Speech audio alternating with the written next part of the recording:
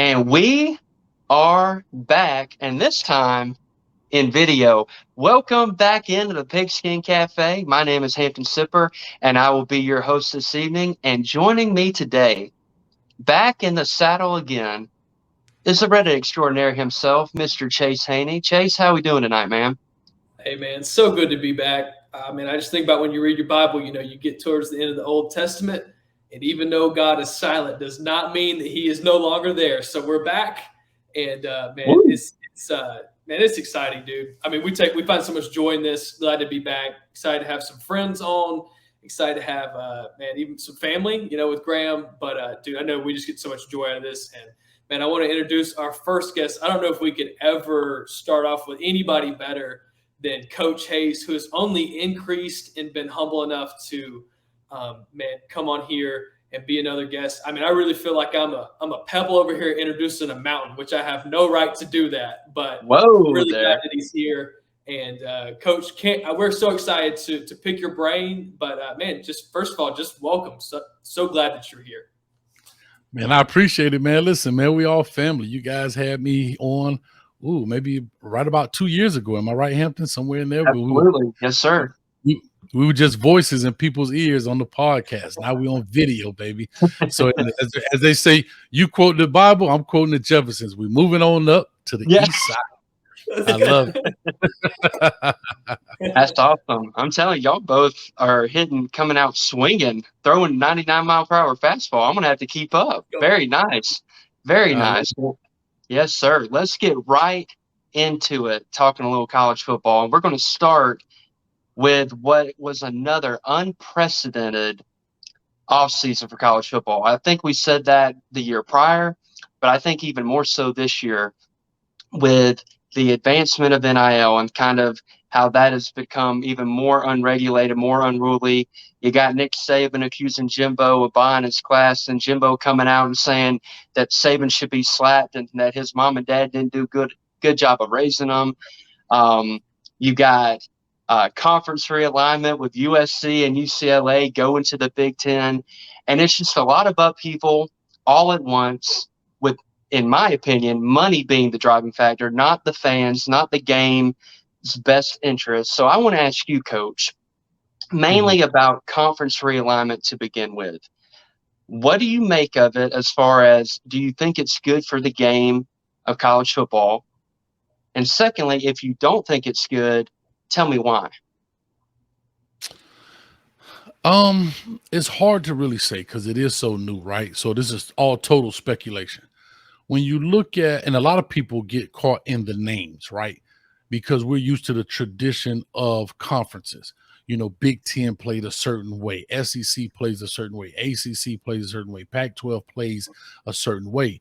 So when you start thinking about, bringing USC over to the Big Ten, well, wait a minute, they don't play Big Ten type football, and that's where some of the old heads like myself, we don't like change, right? And so the millennial and what they call it, the Gen Zs, I don't think they care either way because they don't understand the tradition of the conferences. Those are just titles to them, but they don't truly understand, the ground and pound game of the Big Ten and the big burly linebackers, right? They don't understand the speed of the SEC versus the ACC, those type of things. So to answer your question, I think it is good, and I do think it's bad. So I'll kind of elaborate on both. On the good side of it, you may start to see some parity in college football, right? You're starting to see some things even out, maybe because of the NIL deals. We know what they're intended for, but are they being used that way properly? I don't think so. They found a loophole in the system. The NCAA was very vague, I believe, and I think they only have 2 rules, which is the school can't get involved, and I don't know, something else they threw against the wall. So it's not really anything concrete, like a set of rules that people really have to follow in that sense. And now you're starting to hear these guys are making promises to these players, i.e. Jordan, what's his name? Not Davis. Jordan Addison that went out to USC from Pittsburgh, and they're saying, oh, you're not paying. They're not, the deal didn't go through. So it's a lot of unknown in this, in that sense. So to your point, to the good is it brings a lot of crossover from regions, bringing the West Coast to the East Coast, East Coast to the West Coast, and you get guys out of their traditional game sets, right? Ohio State playing in the Midwest, Alabama playing the SEC, the kind of the southeastern part of the country, hence the Southeastern Conference. So that is the good thing, that you get eyes from all over the country watching these games. On the bad side is what's happening, what we see right now, versus the NIL deals. Things not happening. It's a lot of the blind leading the blind. Well, I'm just gonna try this and see if it works. And if nobody says anything, we'll keep doing it. You got players coming in, now they're not getting paid. Now that's gonna be an issue. Are we gonna have holdouts now? Well, look, if y'all not gonna pay me, I'm not playing. There's a lot of craziness going on. And then the bad thing is too, how do you look at rivalries? Right? Everybody's used to the certain rivalries within the conference. If you get these mega conferences or these super conferences, and now that all changes, but all things change over time. So those are pretty much my key points when it comes to the good and bad of these quote unquote mega conferences. Yeah, and I think, go ahead, Chase. I was going to hop in. I think that you were talking about just kind of the difference between people who are used to what the Big Ten style football is, and that's not West Coast, and there's this kind of this regional play style that has developed. And I think that when you're trying to explain this to someone who I would say is a little bit younger than Hampton and I, I'm 25, Hampton's 24, but like when you're really talking to an 18-year-old who's being recruited right now, I mean, you're trying to convince them that the Big Ten, you're trying to explain what it is, and it's hard to explain to them why the Big Ten has more than 10 teams in there. And same with these kind of little nuances that it's hard to really put anything behind it and tell why it actually matters. And Hampton, I want to kind of throw it to you, because you mentioned the biggest point here is that the driving factor seems to be simply money. And it's greed, but it's one of those things. There's been some good of it. It's like the NCAA, the schools, they're the TV provide, NBC, ESPN, Fox. They're the ones getting all this money, and there has been a little bit of parity to where at least the players are getting some money here. But what we see is that now it's all right. Now, how can we reshape football so that we can make even more money? And I mean, I think that, yes, we can look at this from just a college perspective, but just a college football perspective, but we can't disregard what it's going to do to college basketball and what it's going to do to the other sports, that you're going to have these deals that are, we're really going to see, especially with some of these women's sports, it's going to be really interesting to see how this all plays out. But I want to hear what you have to say about just this money and it being the driving factor. Because like I said, I think there's some good to it, but there's some evil to it, that's the bad to it, that's really going to hurt college football. What do you think? I think you hit the nail on the head. I think the people making these decisions don't love college football. They love the money that comes from college football, but they don't love the game that we three love. They don't love the tradition, the pageantry, the regionality of those matchups. With all these super conferences come together, you're going to have, Wisconsin playing USC. What history did they have? I mean, am I going to sit down and watch it and have a good time? Absolutely I am. But could you imagine if Alabama didn't play LSU every year? Could you imagine if they didn't play Tennessee and they played, Iowa every year? Like, it wouldn't have the same effect, the same excitement that you get for those, regional games. And I've heard so many people say, well, we want to change college football because it's not like the other sports. Well, in my opinion, that's the beauty of it. The beauty of it is it's not like other sports. Every game matters. The regular season matters. Like, why are we trying to strip away what makes it so great? And at the end of it all, with the money component, like you said, not only is it going to affect football, it's going to affect other sports like women's basketball, like tennis. And you're going to be stripping away opportunities of hundreds of thousands of kids who, for instance, even for the lower football programs, who aren't going to be able to compete with, the schools and the programs that can provide the NIL money that, the blue bloods can, they're going to be hundreds of thousands of kids that aren't going to have an opportunity to go to school. Football was their avenue, their scholarship to pay their way and, get an education and do better for themselves. And that's going to be stripped away. And I don't think that is being taken into account because it's all about the dollar bill signs. What do you make of that, Coach? Yeah, I mean, I do agree. I think that this thing is going to be a lot bigger than all of us. One thing people don't care about is our feelings. They look at the road way down there, right? And I have to say this, things change, right? So before you guys, I'm about 20 years older than all of you guys, but if you look at football, right, it was the same thing at Miami when we was like, the Big East, get out the Big East, huh? Miami was Big East, like that was a big deal. Here's what I know: people will adapt, and people will because we have to, right? And just like you said, Hampton, that I guess to your point, will you still enjoy the Wisconsin game? You definitely will, and eventually it becomes the norm. And so that's what happens down the road. Here's something, and again, money runs everything. We know this, we understand this, and that's what it is. When it comes to sport, because people don't realize sport and entertainment, right? It is all one and the same. Is that we're using these guys. This is a form of entertainment. This is no different than when Beyonce goes on tour. She's going to pick certain cities that's going to generate certain amount of dollars. She's not going, lack of a better term, she may not go to Tuscaloosa for her concert. Hey now, Coach. No, I'm just saying. But she definitely would go to Birmingham, which is 45 minutes from Tuscaloosa, because it generates more dollars. And that's what I was just, I had to get a little jab.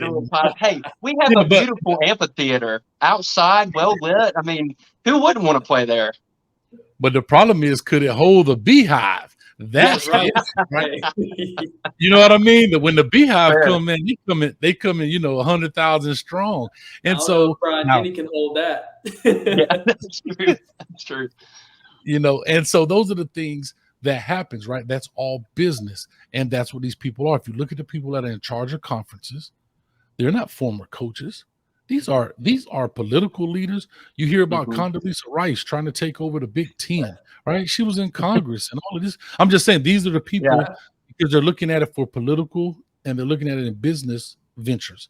And that's what we have to understand. It's not the game of that we love and the fresh cut grass and throwing the ball and the brotherhood. That's cool for us. But over here, it's how many behinds can we put in the seats, how many dollars can we sell, and how much money can we make off hot dogs. And that's what it's all about at the end of the day. And I mean, I really wonder, and I kind of will throw this back to both of y'all. So, I mean, just due to this, this discussion, maybe to kind of put a little bit of a bow on it of just like, where do you land on this? Do you think that the system now is more broken, or is it just new? Is it new in the sense of it's just going to be different, we're going to adapt, like you said? Or do you truthfully think that it's more broken and we're going to have a whole lot more that we're going to have to fix now before we get to our final product that maybe we'll enjoy 5 years, 10 years down the road? Hampton, I'll let you go first. I think it's broken, and I think the toothpaste is already out of the tube. Now, does that mean that Hampton Sippers aren't going to sit down on Saturday and from 11 to 11 watch college football, enjoy it, cover it, and follow it like I have for my 24 years I've been granted on this earth? Absolutely not. I'm going to be totally engaged. But I think it's just going to lose a core essence of what college football is to me. And now I get what you're saying, Coach Hayes, about being willing to adapt. I mean, in my lifetime, the Big East is going away. Missouri and A&M came into the SEC. So there's been some movement. Oklahoma and Texas are coming into the SEC now. But if we get to the point where it's two super conferences, it's the Big Ten and the SEC, 20 to 30 teams each, I feel like we're going to have NFL light, and it's going to be a totally different game. The regular season will not matter as much. And I think I'm just not okay with that as a fan. Now, I will adapt. I will learn to love it. but I don't think is the best move forward for college football because, in my opinion, I think the BCS era is the prime college football era. I feel like people had the least to complain about then, other than if the third team got left out of the BCS championship. Shout out Auburn 2004. But that to me is my favorite era of college football. And I think since we've introduced playoff and all these other things, there have been moves made without consequences really thought out, and the ramifications down the line have not been acknowledged or noticed, in my opinion. And I think that's kind of where we're at now. But I feel like Coach Hayes is going to have a little bit of pushback on me on this one. No, not much pushback. I just look at things that here's what I understand, and you're talking about the BCS era. I'm just looking this up. I'm trying to remember who LSU played for the national championship that year. They had to be Ohio State in 07. Okay, so they play Ohio State in 07. But do you remember who was the national champion that year? That year? Let's see. Georgia was really good that year. Hawaii, West Virginia, Pittsburgh. No, it was USC, if I'm not mistaken, right? But USC 07? Was it 07? When was the last one they won? I'm trying to remember both. Oh, no, you're talking about LSU 03 when Saban won the championship. USC was the co-champ. Absolutely. And you're the co-champ and didn't even play in the championship game. I don't like that. But that I didn't understand at all. I'm like, you thought they were that good, then let the two play. It's half. It was a half a dozen in one hand, half a dozen in the other. It's like, I don't know, because there's so many teams, right? And you're playing. But here's what I will say: when we look at football and we look at people that make decisions, these guys are not stupid. We just don't know the entire playbook. We don't know the entire plan just yet. Yes, I believe it's a money structure, and I do believe that. But when it comes to what I'm saying, money structure meaning like what they're doing, we just don't know the long-term plan. What is the next 3, 4, 5 year plan when it comes to this deal? And I think that's where the fan bases are in an uproar. Like, well, I don't know. Tell me what's going on, and we don't know. So it creates a ton of speculation out there, and that's a big issue. But you look at Texas A&M when they slid into the SEC. Some people are like, yeah, but then they dealt with it, right? And now, what? Texas A&M is part of the big SEC powerhouse. You know what I mean? When it was Big 12, oh, they don't play any defense. Everybody just throw the ball around the yard, yada, yada, yada, right? I mean, there's so many things, man, that change in this game, and it's just crazy. It's just crazy that we'll start to see this change. And like you said, we'll learn to love it because we have no choice, because we're not going to cut the television off. That's not going to happen, you know. No, sir. And to the power conference piece, I believe it is going towards the NFL. I believe they're going to rebrand it from Big Ten and SEC to how they use AFC, NFC. They may call it something, whatever, like the two different versions, just to give it a different name. And we'll lose them just like we lost the Big East, those names, you know, that will happen. In that sense, and you'll get those type of deals, and I really think that'll happen. What I do believe, you'll start getting 3 tiers of Division I college football. You're going to get these 2 mega conferences, and then like your lower tier, maybe Division I programs. Let's just take like Duke, for example, in football. So Duke in football will fall to that mid-tier Division I level because they won't be able to compete with all these other schools. And then you have your lower tier, like your, you know, the FIUs, Louisiana Monroes, and so forth, will now be the 3rd tier. And I just kind of think, because every conference has those type of teams. The Duke, I think the SEC has maybe the Vanderbilt when it comes to football. I know baseball is really strong. Academics are very strong. When you look over to the, Pac-12 or whatever the case may be, I don't know. Arizona's always, they're a little tough going, but those type of teams I think will fall off in that sense, and fall into that 2nd tier row of FCS, and I think they'll have their own championships. And maybe this is something that I've just kind of started to think about, and because Coach, I think you're right, and I think that you're honestly probably even more on to the next question that I was kind of thinking of is, who caused this? Not the NIL. Let's put that to a side for a second. That was kind of coming down the pipe. Yeah. And I know that these contracts with the TV provider, like that drives a lot of this. But we're starting to see where, again, the cream's always going to rise to the top. Like you said, what do you do with the Dukes? What do you do with the Vanderbilts? What do you do with the Oregon States? Those teams that no one really wants. You're going to start to see this cream rise to the top.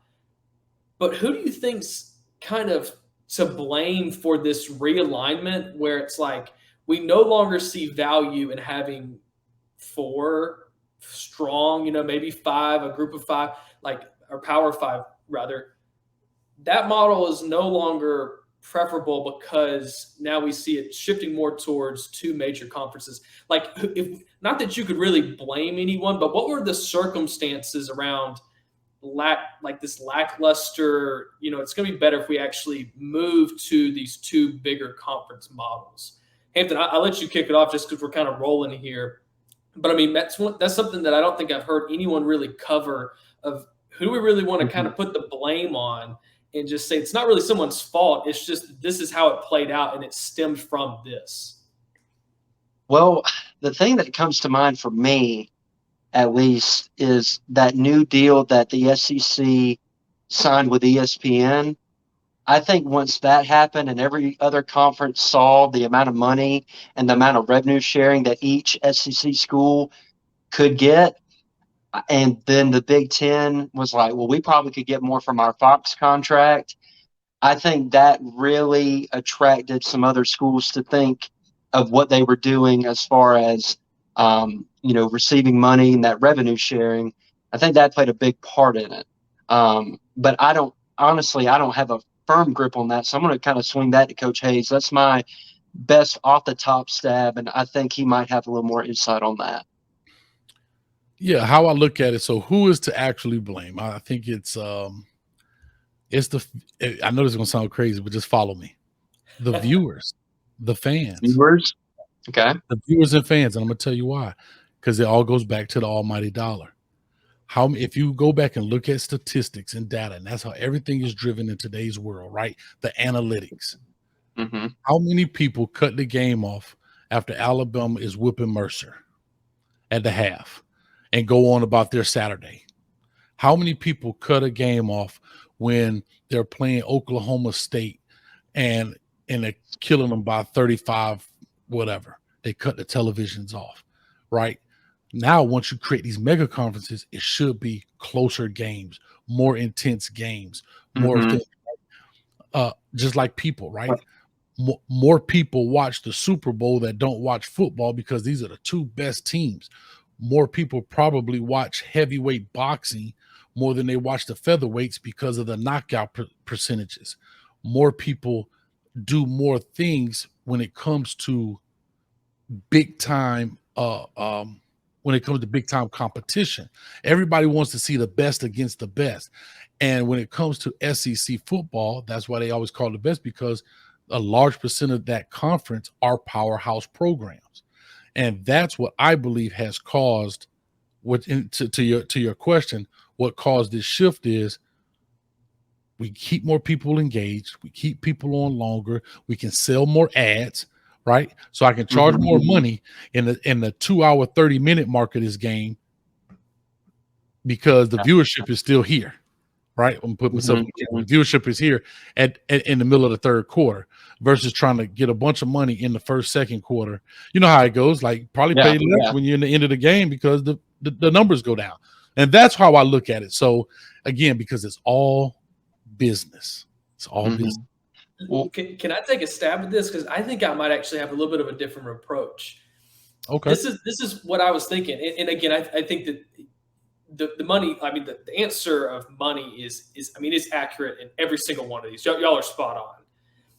I think that what I was thinking of whenever I asked that question is, and I mean, you guys know this question. What would you say was the best, like most iconic, but somewhat recent national championship? 2017 Bama, Georgia. That's fair. I was thinking more of 2006, whenever USC and Texas played. That's a classic. I mean, just iconic. that for a lot of college football fans, that was two massive programs that were going head. That's what everyone wanted to see every single week. I mean, just seeing Vince Young going into the end zone was just iconic. I mean, you can roll it in your head right now as you're hearing me say this. And then I think that there's this character that we can blame about everything good and bad when it comes to college football. And who dethroned what we enjoyed so much? It was Nick Saban who killed Texas, right after that. And then USC, Pete Carroll leaves, and you've got these two massive programs that were at the height of college football, huge fan bases, and they come crumbling down. And so we start to see where there were these two conferences almost that were kind of built up.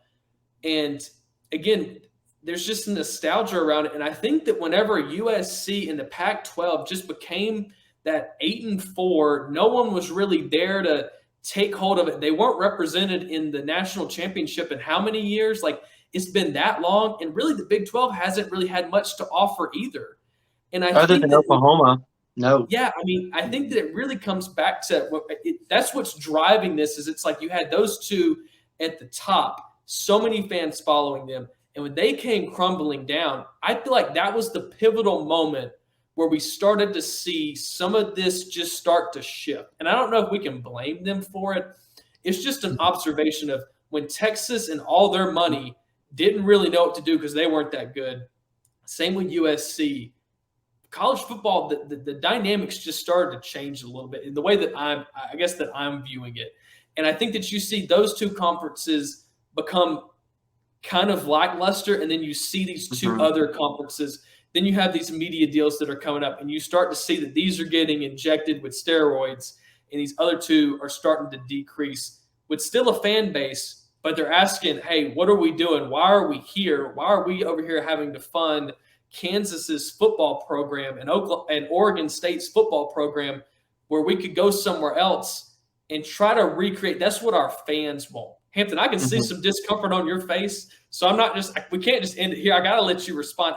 How does that land? Because I know it's kind of far out there. I'm not saying that I would really marry this idea. I just think that something shifted in the conferences when those two were at the height of college football, and it felt like they came crumbling down. What would you say?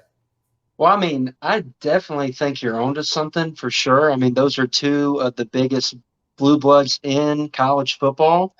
And I do think that college football does have a Nick Saban problem. As much as I love him, as much as I love for everything he's done for Alabama, for every other fan base, he's made it miserable. I mean, he's won every other championship basically since he's been to Alabama. And as much as, people say, oh, we love dynasties because we love having a villain, we love having a mountain to chase, I think a lot of the decisions being made are meant to impede or stop Saban, but instead of actually just being like, how about we just wait it out until when he retires? Because no matter what we do, no matter what rule change happens, I mean, look at NIL. All right, look at NIL. People are like, this is going to be the downfall of Saban. All right. He criticizes Jimbo. And people were saying, oh, he's complaining because Alabama doesn't have the money. Then this guy right here, Mr. Haney, is talking about how Alabama's lost it, Saban's lost his touch. What does he do? He rips off a historic July, and now they're vaulted to the #1 class. But NIL was done, people are like, oh, this is the end of Nick Saban. The hurry up, no huddle offense. This is the end of Nick Saban. The college football playoff, the end of Nick Saban. And all these things are meant to stop him, and they're not stopping him. And honestly, to me, they're ruining the product a little bit. Am I a little off base? What you think, Coach? No, here's what you have to understand. And no, you're not. And you're a fan of him, and I totally get it. Yeah. But one thing about it, when you stand on the top of the mountain, there's not enough room for everybody. So people are going to throw rocks at you to knock you off.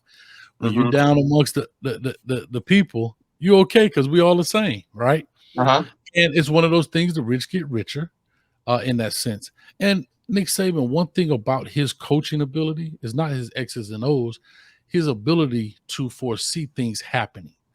True. One of the most brilliant things he ever did was, and part of that was, guys can't see it, I got backwards right here, was when he started coming into South Florida. He came into South Florida at the time when the internet began to take over recruiting. And that is what Larry Coker at Miami Hurricanes did not understand. He thought people were going to come simply because the U was on their helmet and they just came out of a controversial national championship. They had just won one, come out of a controversial national championship, which I beg to differ. I don't know. When were you guys born? But you've probably been 2 or 3 still in diapers running around. But that was like 4 or 5. That was a great game too, because you had 2 big powerhouse programs. Totally get what you guys are saying about Texas. Definitely. I mean, bro, even Alabama, Georgia, when come on, Nick Saban has the guts to bring in the freshman to throw the game-winning TD in the back of the end zone. Like, what are we doing? Like, those games but that's what they're trying to emulate. But they're trying to emulate it week in and week out now. They don't care about player safety. They don't care about players being tired. They don't care about that. They want a product that is almost, and I literally just thought of this, so my thoughts may be off, but almost to the hypeness of a UFC type concept.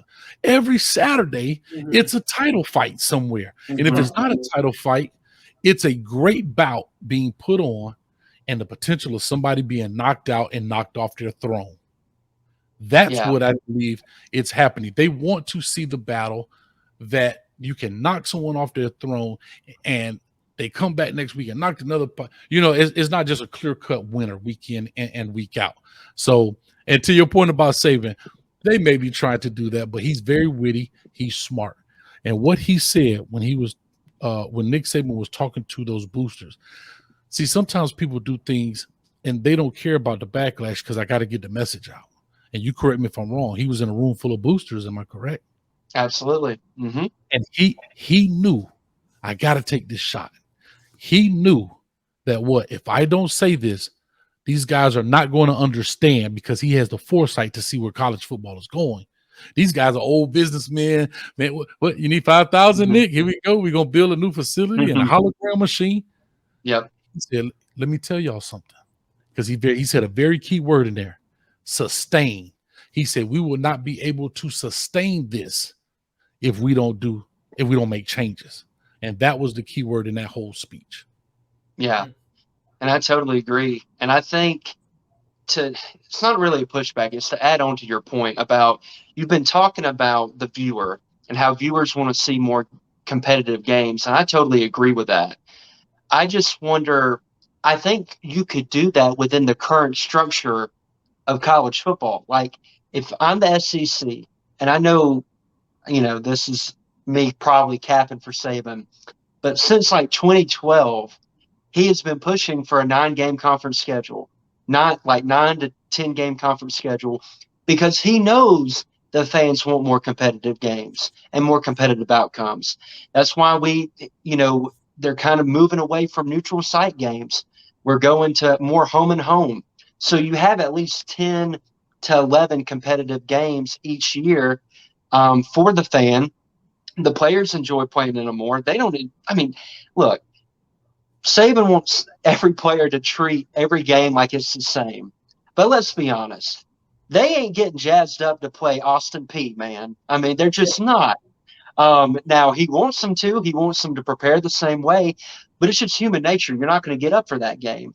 And he has kind of gone back to, in 2020, when we did the all-conference schedule. Now, that season was missing a lot because we didn't have fans in the stands and all that kind of stuff. But every game was a marquee matchup in a way, because it was, conference opponents. Now, not every game was competitive, but it was big-time matchups. And I think we could do that within the current structure without just ripping the Band-Aid off and doing a whole, fixer-upper house and then coming up and pulling it, and it looks like a haunted house down Elm Street. I think we can do it within the current structure. What do you think about that? And then we'll kind of end it there. All right. I'll just simply say you're 100% correct in the SEC. It's not like that in the Pac-12. It's not like that in the ACC. It's not like that in the Big 12. There's only two big dogs in the Big 12, Texas and Texas A&M. Or Right? yeah, Texas, Oklahoma. Oklahoma, yeah. But I mean, we're talking about. What's up? Hey, yo, yeah. What about the Bears now? There.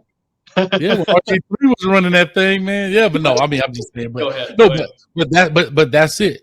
See, we're looking at SEC, which again, regionally, there's a lot of talent in this talent pool of the southeastern part of this country. And so therefore they're reaping the benefits. And so you're going to have more competitive games. The SEC comes in, I mean, the ACC comes in here as well, but it kind of ventures up to the East Coast a little bit in the sense, the up the deal. And that's why these two teams were picked.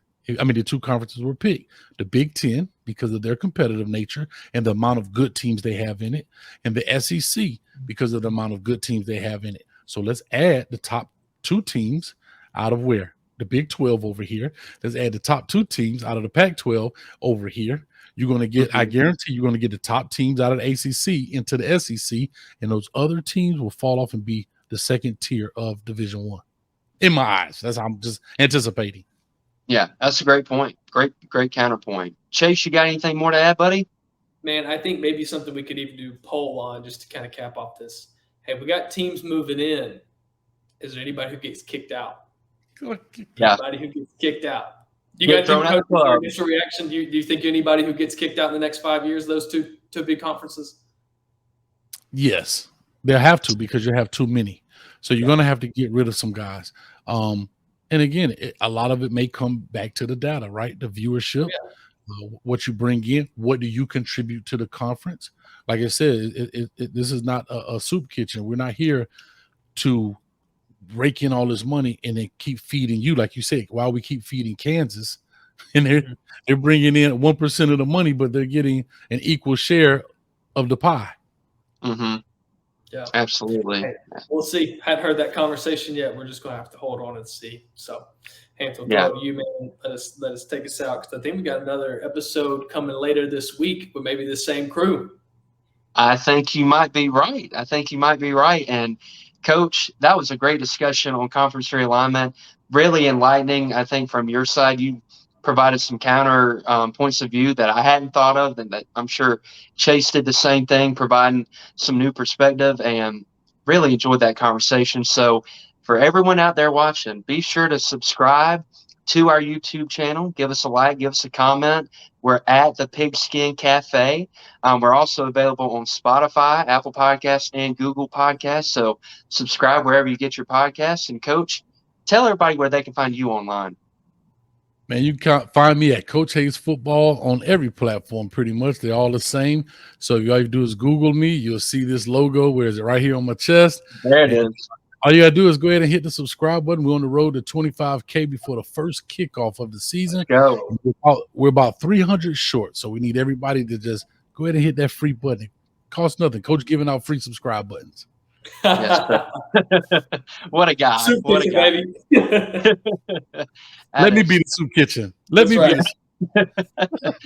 That is awesome. Well, everybody go support Coach Hayes, and we hope you come back for part 2 of our discussion with him as we kind of dig into the 2022 season. Thank you, everybody, for joining, and we will talk to you again very, very soon.